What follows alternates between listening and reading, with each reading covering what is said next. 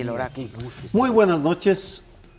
Iniciamos el programa con un tema ineludible, las autodefensas en Michoacán, o más bien, Michoacán. Y parto de un hecho o de un pronóstico. Está muy cerca de que termine la batalla por Michoacán con una victoria de las autodefensas sobre el cartel de los Caballeros Templarios. Lo digo porque la toma de Nueva Italia significa que se cierra el cerco militar sobre Apatzingán, y esa, para mí, inevitable victoria militar de las autodefensas tiene que verse a la luz de un hecho. Fueron apoyadas de manera tácita por el gobierno federal, pese a los berrinches del gobierno del Estado. Claro, aún no sabemos los resultados de un diálogo que este lunes se llevó a cabo en Morelia entre el secretario de Gobernación y el gobernador, pero yo creo que no va a haber anuncios espectaculares y me sigo por esta línea analítica. Suponiendo que se diera ese apoyo tácito, es un apoyo a una fuerza ilegal que se legitima por vía de los hechos. Tienen las armas, tienen el apoyo de la sociedad, tienen la aceptación del gobierno federal, y por tanto viene la pregunta, ¿y qué viene después? ¿Cómo se va a normalizar la situación? ¿De qué manera el gobierno federal puede imbuirles legalidad al hecho consumado? ¿Es posible? Creo que ese es el tipo de interrogantes que tenemos que plantearnos ahora, más allá de que se pueda decir que es incorrecto que el gobierno federal hubiera tolerado el avance de las autodefensas, que es peligroso, que evoca a Colombia y a las paramilitares. Podemos discutir todo eso, pero ya estamos ante el hecho y creo que debemos empezar a analizarlo. Yo haría una ligera matiz a lo que acabas de decir. Dices una victoria militar, no, sería una victoria armada, porque los militares son una cosa, las autodefensas son otras. Y dices lo ilegal. Yo más bien pondría, es un matiz, diría no legales, porque ilegal suena mucho a criminal y las autodefensas no necesariamente, y espero que no sean, que no estén penetradas por otros elementos del crimen organizado.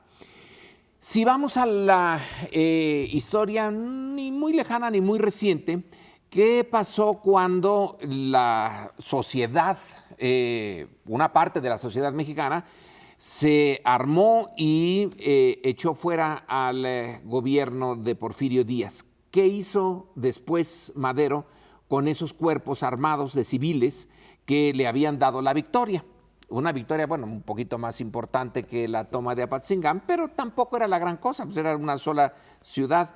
Fue una victoria más política que militar. Lo que hizo, por un lado, fue incorporarlos, los volvió cuerpos de irregulares, en algunos casos. En otros casos, como en el caso del zapatismo, los quiso desarmar, dándoles un papelito donde les decían muchas gracias por su colaboración en la destrucción del antiguo régimen, y aquí tienen unos centavitos y me dan su rifle. Al zapatismo al final no lo pudo desarmar, porque detrás de esa organización inicial había muchas otras demandas. Entonces, en el caso de las autodefensas, yo lo veo como, si no es un movimiento que esté infiltrado por otros elementos criminales, como un movimiento particularmente notable de la propia sociedad civil, que se defendió ante algo que se le vino encima. Pero una vez organizada, desorganizarla, volver al statu quo ante, es muy difícil y no necesariamente se tiene éxito. Entonces, probablemente esta idea, tomando el ejemplo de Madero, a unos los quiso desarmar y le salieron más respondones de lo que él hubiera creído, y a otros los incorporó, es decir, los institucionalizó y les dio paga.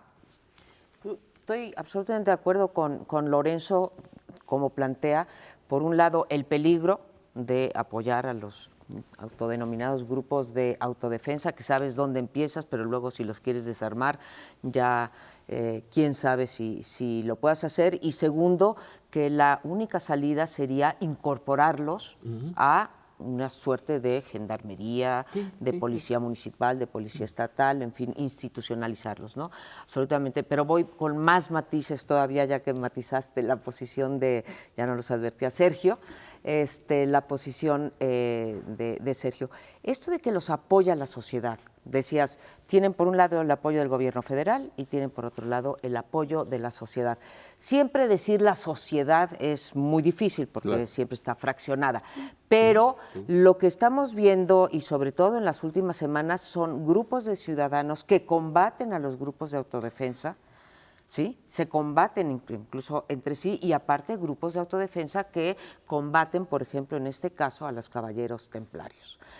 Entonces, no estoy cierta que podamos afirmar que la sociedad los apoya. Segundo, a mí me sorprendió mucho tanto las declaraciones de Osorio Chong como también del comisionado de la policía, el señor Mondragón y Calf, hablando, no lo dijeron con estas palabras, ahora digo las palabras exactas que dijeron, pero hablando como de las autodefensas buenas y las autodefensas malas, como en algún momento se habló de la guerrilla buena y de la guerrilla mala.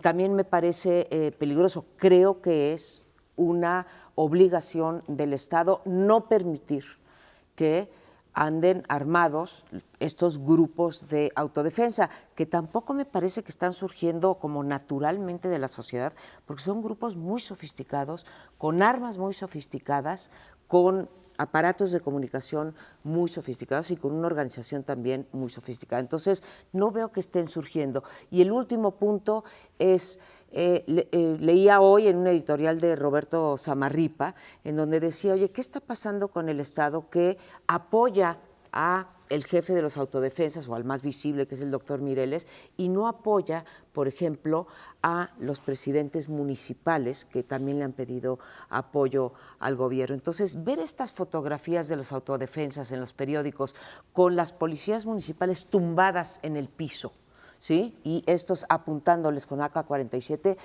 hijo, creo que no es admisible. Me parece que aquí lo que hemos visto desde unos meses para acá, desde que han aflorado más claramente estos grupos de autodefensa, es una política muy errática por parte del gobierno, porque de pronto en un estado como que estás a favor, luego en contra, luego mandas mensajes en el sentido de que son ilegales y por lo tanto se tienen que reglamentar, pero ya estamos en diálogo con ellas, pero si combaten a los templarios entonces son buenos y entonces los apoyamos. Y es que me parece que los criterios de legalidad y de legitimidad están muy borrosos en ambos casos, porque efectivamente a veces los apoyan la gente o grupos de la sociedad que apoyan y que reciben bien a estos grupos de autodefensa porque sienten que va a haber alguna seguridad para ellos frente al crimen organizado. En otros casos no, porque de pronto se toman atribuciones que no son necesariamente las de la seguridad. Y también con la cuestión de la legalidad. La legalidad, es decir, no son crimen organizado, pero están usando armas de alto poder que son reservadas para el ejército, y ahí quien tenga un arma de esas, pues está infringiendo alguna ley, está infringiendo en algún delito. Luego detienen, por ejemplo, policías, pues ¿eso qué es? ¿Es delito o no es delito? Si ellos asumen que las policías están penetradas, pues sí, pero tiene que haber un proceso judicial al respecto, se supone, en principio. Entonces, ese es un poco quizá lo que ha hecho que el gobierno no sepa bien qué hacer. Y entonces vemos este comportamiento errático, lo cual es muy peligroso porque si no hay una política definida, puedes tener un comportamiento no solamente errático, sino diferenciado a unos y a otros, en algunos estados una cosa, en otros otra. Y aunque en principio todos pensamos que, otra vez volviendo a la legitimidad, que pues, si el Estado falla en cumplir su obligación básica de otorgar seguridad, pues tú tienes el derecho a defenderte como puedas, ¿no? Y precisamente se dice que los grupos ricos o personajes ricos sí pueden contratar policías privadas, o sea, están de alguna forma cubriendo ese hueco que deja el Estado. Las poblaciones pobres, ¿por qué no lo han de poder hacer? Sí, pero pero la raya es muy pequeña, porque de ahí pasan después a la, ¿cómo se llama?, tomar la justicia en propia mano, y ahí sí claramente ya están rebasando el Estado. Yo creo que mientras más defensas hay de estas, aunque vaya con el respaldo del Estado, tenemos menos Estado, mayor desintegración. Damos un paso, poniendo en términos, digamos, de Thomas Hobbes, de Leviatán, por un lado, que tiene como tarea fundamental la seguridad, la convivencia pacífica. Estas autodefensas, cuenten o no cuenten con el respaldo del Estado, son un paso más hacia el estado de naturaleza, es decir, un paso más hacia cierto grado de anarquía y de descontrol, que eventualmente hemos visto en otros países cómo salen totalmente del control y se convierten en un problema gravísimo también, un problema paralelo al del crimen organizado. Sí, un par de precisiones y una reflexión más grande. A mí también me gustaría que la legalidad fuera la norma y que la legalidad sirviera para ordenar nuestro país. Vamos, sería bastante más sencillo. Estoy en desacuerdo con cierta ley, pero en fin, ahí está y la respetas. El problema que tenemos es que la realidad está totalmente disociada de la legalidad. Y por tanto, cuando ahora escucho a colegas muy inteligentes invocar la legalidad, digo, bueno, ¿y por qué no la invocaste en este y en este y en este caso? Lo cual me lleva a una reflexión más amplia. Si tomamos 1994 y 2014, son 20 años. En esos 20 años lo que hemos visto es cómo diferentes actores sociales, fácticos, le han arrebatado mordiscos del monopolio que el Estado debería tener sobre el uso de la fuerza. 94 los zapatistas, por las armas, y tiene razón en el matiz no militar, por las armas, crearon un enclave territorial en el cual todavía están y en el cual tienen su sistema educativo, es parte de México pero con otras reglas. Podríamos seguir con los guardias blancas de las mineras, por ejemplo, que contratan en Chiapas también, Oaxaca y en diversos estados para defender sus intereses con la tolerancia del Estado. Los guardias privados de empresas, y sé el caso, no los voy a mencionar aquí, de empresas que tienen guardias entrenados por ejemplo, exagentes israelíes, que es uno de los grupos de asesores en seguridad de empresarios connotadísimos, y así podríamos seguir enumerando hasta los guardias comunitarias, en el cual, y empecé refiriéndome de la nebulosidad de legitimidad y legalidad, y cómo tal vez lo que estamos viendo es la construcción de una nueva legitimidad construida sobre, tal vez lo que necesitemos es que la legalidad se ajuste a la realidad, y seguramente ese será el camino que ahora viene, no lo sé. El tema da para discutirlo, no nada más en estos cuantos minutos, da para más. En una, exageración, por un lado a veces la legalidad se construye primero, y eso es mucho en México, y luego a ver si la realidad se ajusta, y en otros es la realidad la que va construyendo la legalidad. Posiblemente en este caso estemos en el segundo. Claro. Ya se construyó de hecho, y por fallas brutales del Estado, que son fallas debidas básicamente a su corrupción. Y entonces ahora hay que construir la legalidad. Vamos a empezar haciéndola de abajo hacia arriba. Antes la hicimos de arriba hacia abajo. Híjole, yo no estaría muy de acuerdo, no nos va a dar tiempo de discutirlo. Creo que el estado ideal es cuando legalidad y legitimidad se juntan, ¿sí? El ideal, pero ¿dónde empieza? Ese es el ideal. Pero si vamos a empezar a hacer cosas que son de hecho, las vamos a hacer de derecho, esta a lo mejor te gusta, Lorenzo, pero no nos va a gustar las cosas de hecho que hacen los empresarios. Pero los ingleses que no tienen constitución empezaron haciendo lo que estaba y lo hicieron legal. Ya, no nos da tiempo de como pelear. Se darán cuenta, bueno, seguiremos hablando sobre esto porque no se va a acabar. Por lo pronto nos vamos. Como verán, hemos decidido seguir con el mismo tema, cosa que no es frecuente, pero creemos que esto lo amerita. Lo que está sucediendo en Michoacán es el caso extremo de muchas otras manifestaciones similares, en donde la debilidad del Estado está haciendo aflorar prácticas muy peculiares, en algunos casos muy deplorables, pero en este de Michoacán es urgente seguir el debate. Decíamos al concluir en la sesión anterior que la realidad va a tener que ponerse y la legalidad a tono, más bien la legalidad va a tener que ponerse a tono con la realidad, porque si ya son un hecho las autodefensas, entonces hay que encontrar un marco legal. Decía María Amparo, pero cuidado, porque si uno empieza a legalizar lo que sí está ocurriendo en la realidad, puede uno legalizar cosas horribles. Mi posición es que históricamente ciertas legalidades, por ejemplo, decía yo la inglesa, lo que hacen es hacer legal lo que fue a lo largo de los años una fórmula que o unas fórmulas que esas sociedades encontraron. Aquí no es a lo largo de los años, aquí es ahorita. Y es que acaban realmente de salir hace casi menos de un año, ¿no?, que surgieron estas autodefensas. Pero la situación es dramática, porque si la definición de Estado es el monopolio legítimo de la violencia, como decía Max Weber, aquí tenemos una legitimidad que está, entre comillas, surgiendo también con la violencia. Si las dos violencias tienen elementos de legitimidad, entonces, ¿cómo hacemos con la definición del Estado? Y esto no es una cosa teórica, es una cosa real. Finalmente, ¿dónde diablos está el Estado en el caso de Michoacán y por qué está así? Condenable que no esté el Estado en el caso de Michoacán y es lo que ha llevado a esto que estamos presenciando y hay que buscar una solución a esto que no la está dando ni el gobierno federal, ni el municipal, ni el estatal. Eso estoy de acuerdo. Déjame recurrir aquí, Lorenzo, a una cosa que critiqué hace rato. No se vale hablar de guerrilla buena y guerrilla mala, ¿sí? O de autodefensas buenos y autodefensas malos, buenos los que atacan a los templarios. No vayamos ahora a hablar de legalidad buena y legalidad mala, porque si nos vamos a meter en un berenjenal. Que conste que no estoy hablando de legalidad buena o mala. No. Por eso dije, me voy a tomar legalidad. un permiso.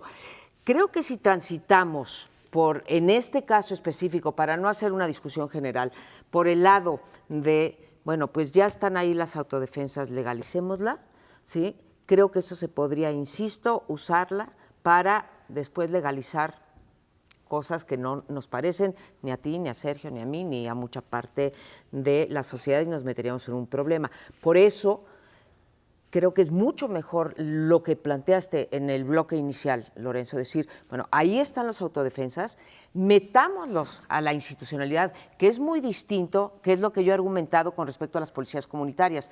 En Guatemala, en Colombia y en muchos estados de Estados Unidos hay policías comunitarias. ¿Qué quiere decir esto? Policías, miembros ahí sí de la sociedad que se meten a la policía, sí, reciben entrenamiento o simplemente sirven para la parte no armada de las policías. Entonces, eso sí, pero legalizar que los ciudadanos anden armados con AK-47 no estaría yo de acuerdo. La realidad es una y hay que enfrentarla. La legalizas. Tú dices, bueno, la legalizo metiéndolos como comunitarios, como sea. Okay. Como sea. Entonces, estamos pero ellos surgieron antes. Algunos referentes históricos muy rápidamente sobre esta tensión. Uno de los casos más claros es el Código Criminal Teresiano austriaco de 1700 y tantos. María Teresa, en aquellos años, la tortura estaba legalizada, ¿sí?, y el Código Penal, llamado teresiano, explicaba cómo se torturaba a mujeres, a niños y a hombres. Decía, hay que quebrar los dedos a los niños de esta manera, a las mujeres hay que lastimarlos así, porque era legal y legítimo torturar. Y el Estado explicaba, y es terrible ese código, ahí están los dibujos, sí, de cómo descoyuntar, de cómo quebrar los dedos, etc. Resulta que a María Teresa le decapitan a la hija, a María Antonieta. Y la guillotina se utilizaba para eliminar la tortura, porque decían la ejecución tiene que ser rápida y humanitaria. La mejor manera que inventaron entonces fue la guillotina. ¿Cómo ves? La reacción posterior de María Teresa fue quitar el Código Penal, erradicar la tortura, porque se adaptó a la realidad de la Revolución Francesa con sus tesis de la igualdad, incluso en la muerte. Si nos venimos aquí a México, podría seguir dando ejemplos del Está bonito. el caso del apartheid en Estados Unidos, en la discriminación racial, pero en México la disolución social, el delito de disolución social permitía al gobierno autoritario mexicano castigar a aquel que difundiera ideas. Sí. Algo tan, es decir, este programa podría ser motivo de que nos mandaran a la cárcel porque violábamos el Código Penal, el artículo 141, 141 bis. Se quitó. Claro. Con eso nos formamos. Lo que creo que estamos viendo para aterrizar en el tema de las autodefensas es este movimiento subrepticio y medio clandestino, porque al Estado, poniéndolo muy coloquialmente, le da pena reconocerlo porque, bueno, pues exhibe su debilidad y su fragilidad. Pero en Cherán, Michoacán, los guardias comunitarios ya son certificados por el Sistema Nacional de Seguridad Pública. Ya existe un método para incorporarlos. No estoy diciendo que va a ser lo mismo con los otros, simplemente señalo ejemplos en los cuales el Estado, al darse cuenta que no le queda otra, busca fórmulas legales para ajustarse.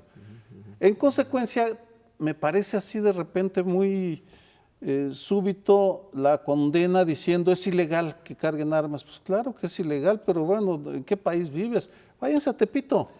¿Quieren armas? Aquí a unas cuadras del Canal 11, van y compran cualquier tipo de arma, cualquier tipo de munición y a buen precio, hasta pueden regatear. Sí, yo creo que este problema es tan complejo que no se puede simplemente decir es ilegal, entonces el Estado que entre y que quite esa práctica y que sustituya efectivamente, o que más bien llene ese vacío que ha dejado el propio Estado. El Estado tiene un problema muy fuerte ahí, porque se le está saliendo de las manos. Y por eso creo que los titubeos de los que yo hablaba, y esa ambigüedad, pues es porque realmente no sabe cómo afrontar bien el problema. Si legalizar un aspecto que en principio puede ser ilegal, o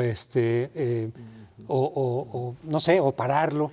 Porque el derecho del que hablas, Lorenzo, pues está tipificado. En parte es el derecho consuetudinario, donde hay costumbre, donde hay una práctica desde tiempo acá, simplemente se recogen y se legalizan, se plasman en la ley.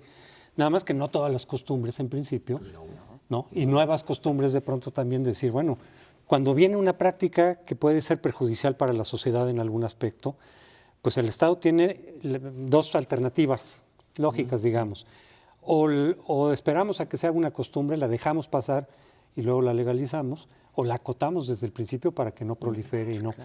Entonces aquí el problema es qué haces con esto, ¿no? Es decir, lo legalizas algo que ya está ahí, o a final de cuentas es más o menos reciente, o lo paras y lo tratas de canalizar de alguna manera. Porque al final de cuentas creo que el criterio, tanto para plantear si es legítimo como si es legal o no ilegal, o si no es legal pero no importa demasiado, como parece haber sido la expresión de Osorio Chong al decir, es que estamos protegiendo a este líder de las autodefensas después del accidente que tuvo, lo estamos protegiendo en el hospital y demás, porque está combatiendo a los templarios.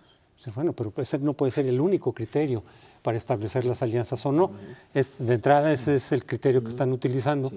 Pero lo que creo que está de fondo es qué es lo que va a ser más eficaz. Si las autodefensas van a ser eficaces para brindar los servicios que el Estado no está cumpliendo, entonces habría que aceptarlas, regularlas, que no se salgan de cauce. Pero precisamente ese es el otro problema. ¿De veras vas a poder controlar un Estado que no está presente, un Estado cuya ausencia y cuya fragilidad es la explicación de estos grupos de autodefensa? ¿Va a poder controlar estos grupos de autodefensa? Pues no se trata de incorporarlos a una institución que ya está. Esas instituciones ya no sirven. Ya están podridas. Las policías municipales y demás ya están podridas, son ineficaces. Es qué hacemos con esta nueva institución de facto, que son estos ejércitos paramilitares para todo efecto práctico, o armados, o como les quiera uno llamar. Y si esto va a ser benéfico para el propósito, aparentemente ahorita sí lo es, pero después, si se salen de control, repito, pueden complicar la situación en lugar de darle una solución aceptable. Sí, la experiencia maderista, como yo señalé en la otra intervención, pues es ambigua, pero lo intentó hacerlos irregulares, fuerzas irregulares metidas en la institucionalidad y pagadas, es decir, significó una erogación. Ahora, hablando de erogaciones, las erogaciones en seguridad han sido enormes, y no han dado resultados. Bueno, no hay solución perfecta, pero no sé, a ustedes qué se les ocurre de qué otra solución hay. Yo insisto en la que tú planteaste en el primer bloque, pero vaya, no me voy a repetir. Lo que sí creo es que estamos ante un dilema moral y filosófico, de ética pública y de legalidad, porque creo que ni el criterio de la realidad, lo que existe en la realidad, con sus matices que ya explicaste, o sea, y lo que ahora introduce Crespo, diciendo lo que es eficaz, no pueden ser los criterios, creo yo, o los únicos criterios, como bien decía, los únicos criterios como para decir, bueno, pues sí, supongamos que estén dando resultados, que no están dando resultados, porque en el 2012, lo leía hoy en el Sistema Nacional de Seguridad Pública, hubo en Michoacán 1,300 muertos y en el 2013 duplicaron, perdón, del 2006 al 2013 duplicaron el número de homicidios, entonces tampoco están siendo eficaces, pero la eficacia no puede ser tampoco el criterio único, porque vamos a la tortura. La tortura, existe y nadie aquí diríamos, bueno, como sabemos que existe, la vamos a legalizar. La tortura es eficaz para hacer confesar a los terroristas, ¿verdad? Tampoco el criterio de eficacia lo vamos a tomar. Entonces creo que estamos otra vez en un terreno pantanoso y bueno, pues hay que tener inteligencia para esto, ¿no? Lo de Michoacán está ya... En parte creo que lo que estamos viendo es el surgimiento de un nuevo país y nos refugiamos en lo viejo porque creemos que ahí están los referentes analíticos y para mí confieso que el reto analítico mayor es reconocer que el México que debía ser no es y que estamos viendo cómo se reconfigura por todos lados en formas que ni siquiera imaginábamos. Yo al menos confieso que las autodefensas no me las imaginaba en enero del 2013 y en febrero aparecen y en enero del 2014 están a las puertas de tomar el territorio, la cuna de los caballeros templarios. Esa es la realidad a la cual debemos adaptarnos los analistas, que tenemos más flexibilidad que los políticos o que los legisladores, que por fuerza tienen que apegarse al cartabón que le impone la legalidad o su autosolemnidad. Ellos son muy solemnes porque creen que así imponen la jerarquía. Y si no, observen el patético discurso del gobernador de Michoacán. Sergio, Vaya tarea, pero en fin, el nacimiento de un nuevo país con muchas dificultades, como la mayoría de los nacimientos. Tiene una parte dolorosísima este nacimiento del nuevo país. Ojalá estemos en ese principio, pero nos tenemos que ir. Espérenos, no se nos vaya, unos minutitos y volvemos. Bueno, y en el contexto de la lucha por la dirigencia nacional del PAN, que se tendrá que renovar en algunos meses, pues están saliendo escándalos de corrupción del propio PAN. Ya había habido una noticia semanas antes en el sentido de que diputados, en general, pero también incluyendo diputados del PAN, usan parte del presupuesto que legalmente les dan pues para establecer vínculos con sus electorados, ¿no? En principio, o parte del presupuesto que se maneja en el Congreso para precisamente de manera corrupta. Y también que había la cuestión de la asignación de presupuestos que eventualmente se dan a las alcaldías o quizá a los gobernadores, se condicionan también para el pago de una especie, le llamamos moche de manera coloquial, pero son como comisiones, ¿no? O sea, yo te consigo este presupuesto para que hagas tu obra pública, etcétera, pero tú me vas a dar un porcentaje de eso. Y eso es lo que había surgido. Y la semana pasada, pues, vuelven a salir nuevas evidencias al respecto. Una grabación, desde luego, que siempre es un instrumento ilegal, pero muy utilizado para espiar las conversaciones privadas, y cuando tiene alguna utilidad política sale y aflora. En este caso, una grabación del senador Ernesto Cordero, criticando precisamente esa corrupción de los panistas. Desde luego en el caso de los diputados de los panistas, donde el coordinador Villarreal pues es cercano a Madero, es maderista, o sea, ahí están los bandos que se están disputando la dirigencia nacional del PAN, pero en realidad yo no sé por qué habrá salido esta grabación. Pues Cordero no queda tan mal parado, es una cosa, vamos a hundir a Madero, dice él, pero por corrupto. Y estos corruptos y tal, está condenando privadamente la corrupción de los diputados, de los moches. Y hoy el Reforma también saca una grabación de un alcalde de Guanajuato panista, en donde él sí está explicando en qué consiste esto, pero no en una conferencia pública, sino precisamente arreglando los ajustes que se tienen que llevar para una comisión. Habla primero de un 35% de comisión, después dice que bueno, que se baja al 20%, pero de todas maneras es muchísimo, y en todo caso es una evidencia más de esta corrupción que se está dando, y dentro de la lucha del PAN, porque seguramente esta corrupción no es exclusiva del PAN, pero está enmarcada dentro de la contienda por la dirigencia nacional de los panistas. El moche eran 160 millones de pesos para pavimentar en Celaya. Querían el 35% los que consiguieron eso, que son diputados panistas. Esta vez sí ya queda bien claro. Y querían que fuera una empresa suya la que hiciera la obra de pavimentación. Hay un punto que es uno de los tantos fracasos de las clases políticas en México. Citando a Weber, ya lo había citado hace rato, él habla de dos tipos de políticos. El político que vive de la política, que de allí saca su modus vivendi, y aquel que vive para la política. Él ponía mucho énfasis en los que viven para la política. No están ahí por el dinero, están ahí por las ideas, por algo mucho más interesante. Yo creí que los panistas eran de los que vivían para la política, porque originalmente no estaban en el poder, eran gentes, abogados, médicos, ingenieros, etcétera, gentes que ya vivían de otra cosa y que estaban en la política por principios, no por dinero, no por esa cosa, el excremento de Mamón, sino por cosas muy altas. Además eran católicos, donde el robo es un pecado. Y resulta ahora que no solamente tenían formas de vida, pues que no tiene la mayoría de la población, sino que son corruptos. Son tan corruptos entonces como los otros. Quiere decir que les ganó. Ellos empezaron viviendo para la política y están terminando ahora viviendo de la política como cualquier priista y muchos perredistas, sin ninguna distinción, aunque sí había una distinción en el origen histórico. Es una decepción, ¿no?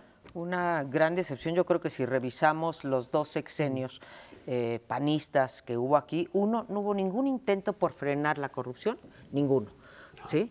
Yo no digo que vaya a funcionar ahora el organismo anticorrupción, pero no hubo, ni el menor intento.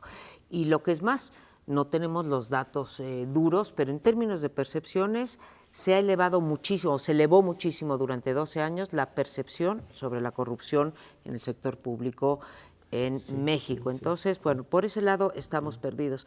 Ahora, como no tengo mucho que agregar a esta red de corrupción y en efecto pues de filtraciones que ya no sabemos quién las hizo, porque como dice José Antonio, finalmente Cordero aparece bien parado, ¿sí? Aparece como decir, oye, vamos a salvar al partido de estos ladrones, cuando además hace muy poquito en el Senado también hubo un escándalo de cómo usaba el presidente del Senado y líder entonces de la fracción parlamentaria el dinero del grupo parlamentario del PAN. Entonces aquí no se salva como que nadie. Lo mismo con las campañas, etcétera, en los tres partidos.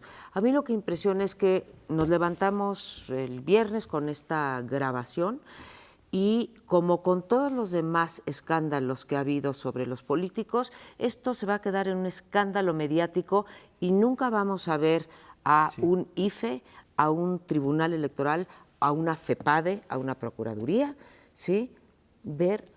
Iniciar una averiguación para ver dónde. Llevamos toda la semana hablando de la empresa esta Educom, ¿se llama?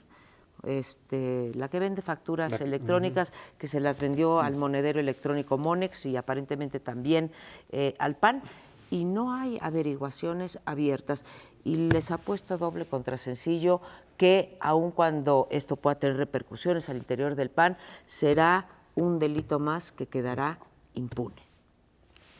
La pregunta es ¿por qué? Sí. ¿Por qué? ¿Qué hay en el aire político mexicano para tanta corrupción?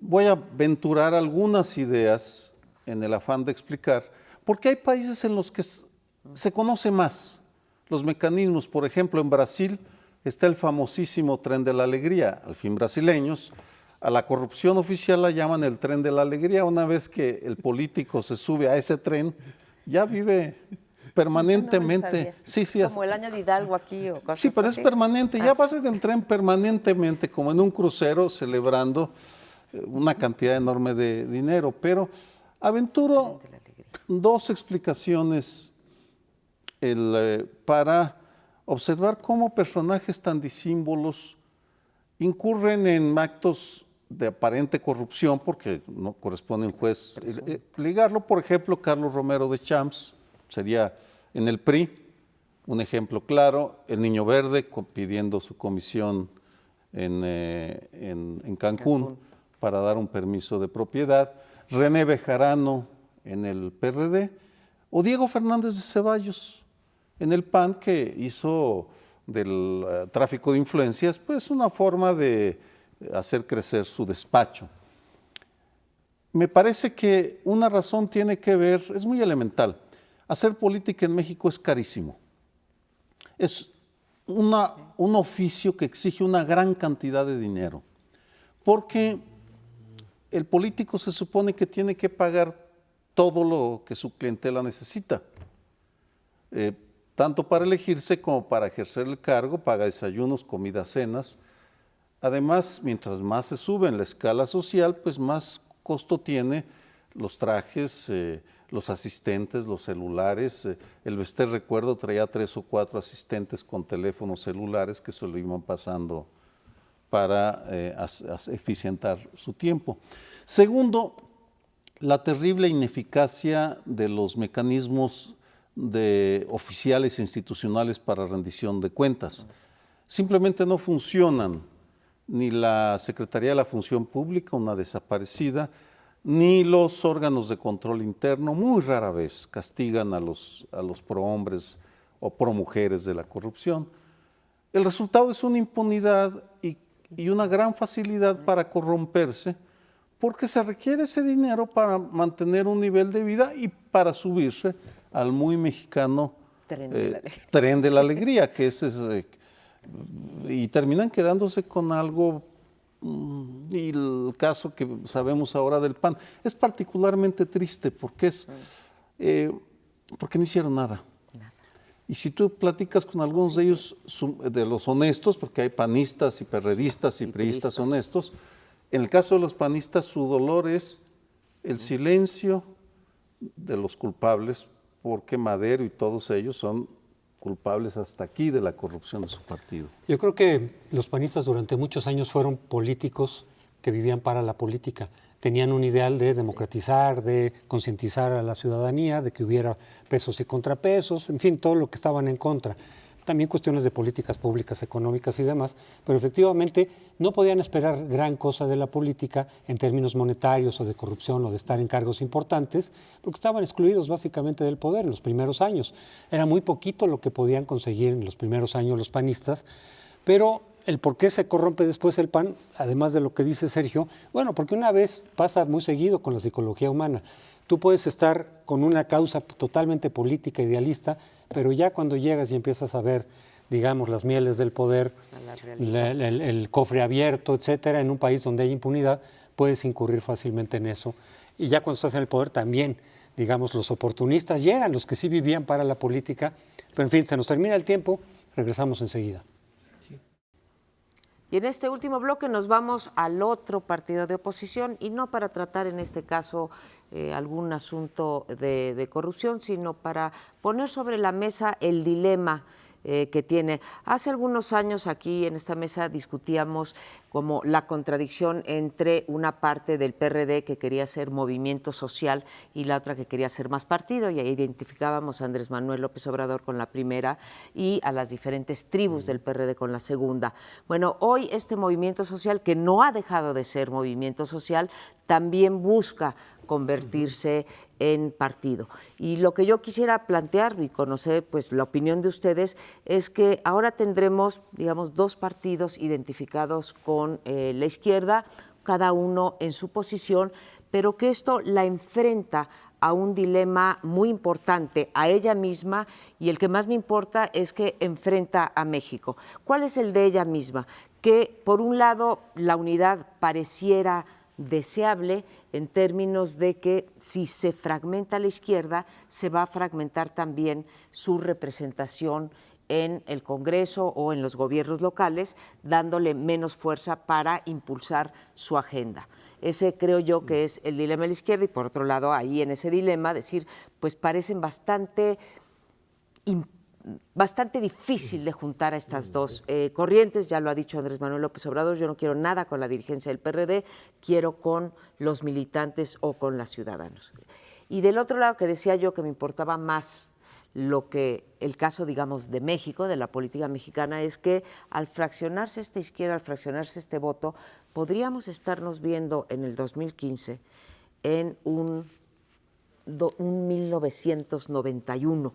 Le recuerdo al auditorio que fue después de que llegara Salinas como el presidente más cuestionado por el fraude, a golpe de desempeño recupera y pasa del 52% de la Cámara de Diputados a un 64%, entonces se podía tener todavía 64%, y entonces pues a una, pues ya si no hegemonía, una predominancia priista, y esta consecuencia política de la división de la izquierda, del fraccionamiento del electorado de izquierda, honestamente me preocupa.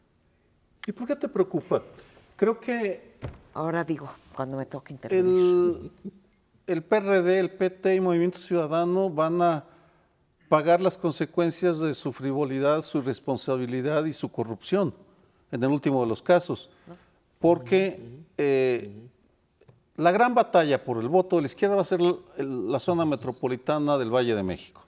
Es ahí donde se van, en donde realmente va a haber el enfrentamiento, porque Morena le va a disputar a las clientelas que ahora están en tribus de diferente tipo, les va a jalar a los beneficiarios de la tercera edad, es decir, a todos aquellos que le guardan lealtad, además de los votantes moderados que quieran confiar, darle un voto de confianza a Morena para que obtenga el registro, para ver qué hacen, cómo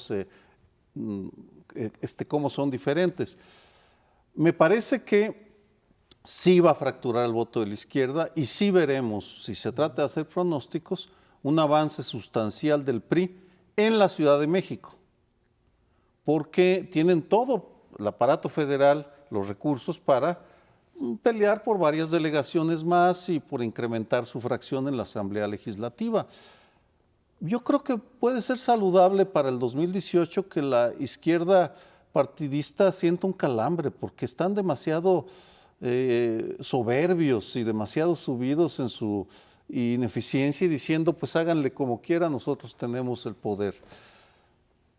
Si metemos ya los municipios conurbados, el análisis es diferente, porque ahí, como pronóstico, el PAN y el PRD le van a disputar a Peña Nieto, al PRI de Peña Nieto, algunos municipios. En el caso del PRD, desde Nezahualcóyotl, que ahora dominan, que ganaron en el 2012, y en el caso del PAN, en las zonas históricas de la franja sur, Ciudad Satélite, Ecatepec, Naucalpan, etcétera. Fascinante el 2015, pero qué bueno que la izquierda la sacudan, porque lo que hay ahora es de dar vergüenza. Sí, lo que decíamos en otra, hace unos minutos, de la posibilidad de ver que están haciendo un nuevo país. Bueno, parte de ese nuevo país es echar abajo lo que no sirve. y quizá usando una frase de la izquierda tradicional, agudizar las contradicciones. ¿Se acuerdan que esa era la frase? Vamos a agudizarlo todo para ver que así estalle la revolución. Bueno, no va a estallar la revolución. Esto es de muy largo plazo. En el corto plazo, lo que dices, María Amparo, pues parece un pronóstico muy inevitable. Se va a fraccionar y en la medida en que el voto sirve para dar poder, que tengo mis dudas de que sirva mucho, aquí en México se tiene más poder sin el voto. Pongamos a los 10 grupos económicos más fuertes, tienen más voto que todos los registrados por el IFE. Entonces, en la medida en que eso da poder formal, pero es que se está yendo el poder formal, como lo dijimos en Michoacán, se les está yendo a veces, se está yendo por otra parte. A lo mejor esto es inevitable, sí, que la izquierda se enfrente a sus propios fracasos para que salga otra izquierda. Ahora, a lo mejor no sale ninguna, a lo mejor todo se hace bolas el engrudo y nos quedamos sin izquierda, que sí sería francamente una pena, porque ese país, casi podríamos decir, está hecho para la izquierda, porque está lleno de injusticias, de contradicciones, de concentración de la riqueza que solo la izquierda puede enfrentar. Sí, aunque lo que yo no entiendo en términos estratégicos es esto. Dice la izquierda que ahorita su principal bandera es la reforma energética, echarla abajo, está planteando lo de la consulta petrolera y demás.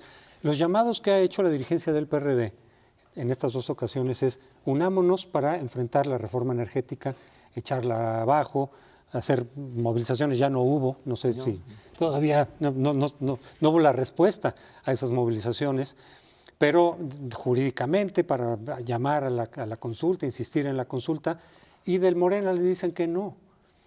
Pues no, también para Morena un aspecto central era la reforma energética, no habla mucho de eso López Obrador. A mí me parece que está prevaleciendo la contienda de ver quién se va a quedar con más votos para el 2015, más influencia. Entonces, en ese sentido, sí tiene explicación, digamos, la estrategia de López Obrador de adjudicarle la reforma energética también a los chuchos, a la dirigencia nacional del PRD, por haberse sentado en la mesa del Pacto por México, como si de veras hubieran aprobado la reforma energética. Y el decir, no, ellos son los responsables de la reforma energética para jalarle ya, digamos, la simpatía de los votantes de izquierda en el 2015. Porque yo creo que la apuesta de López Obrador no es solamente tener el registro y que Morena influya dentro de la órbita de las izquierdas o del ámbito de las izquierdas, sino de plano desfundar al PRD, jalarse los votos, jalarse los apoyos, que el PRD quede en una posición más debilitada y entonces ser el eje de la izquierda, independientemente de que Movimiento Ciudadano y PT mantengan o no mantengan el registro, que Morena sea el eje de la izquierda, y entonces la estrategia es distinta a deber sumarse todos para favorecer o para echar abajo la reforma energética. Si esa es la estrategia de López Obrador, yo creo que se vale. Él quiere, digamos, encabezar lo que sería un proyecto de izquierda en México. Habrá quienes concuerden con él y habrá quienes no concuerden, pero me parecería válido. Ahora, hay que hacerse cargo de los costos, porque en el 2015 vienen las elecciones intermedias en donde el líder carismático no jala el voto y lo que creo que vamos a tener es ese escenario que dibujamos hace un ratito. Entonces, perfecto. Una última cosa, Sergio, tú dijiste hace dos programas que quizá la salida podría ser un frente de los partidos de izquierda como en Uruguay. Bueno, mira, podría ser, no en el 15, sí en el 18, si quieren prosperar, ¿no? Pero como tú dices, hay que limar. creo que me parece que la estrategia de Andrés Manuel y de Morena es irse con todo en el 15 para acumular fuerza y entonces negociar como ya el partido dominante dentro de la izquierda las condiciones para ese posible frente amplio. Me parece que es lo más lógico, pero es una interpretación de una realidad cambiante. Lo que sí es un hecho es que Morena ya decidió ir sola y convertir al PRD, igualar al PRD, al PRI, al PAN, descalificarlos como forma de convertirse en la única alternativa. ¿Funcionará o no funcionará? Pero esa es la apuesta y en todo caso yo lo que añado y lo he dicho en varios programas es para mí como votante que he sido de la izquierda ofensiva, indigna la manera como el PRD se ha comportado todos estos años, no solo por la ineficacia y por la corrupción, sino por el menosprecio hacia intereses ciudadanos, y menciono uno muy claro, la especulación con el uso del suelo en la Ciudad de México y en todo el país, a la cual se han sumado sin ningún recato. Bueno, pues ahí está una opinión fuerte sobre el PRD. Terminamos esta emisión de Primer Plano y los esperamos a ustedes aquí el próximo lunes en punto de las 10 de la noche.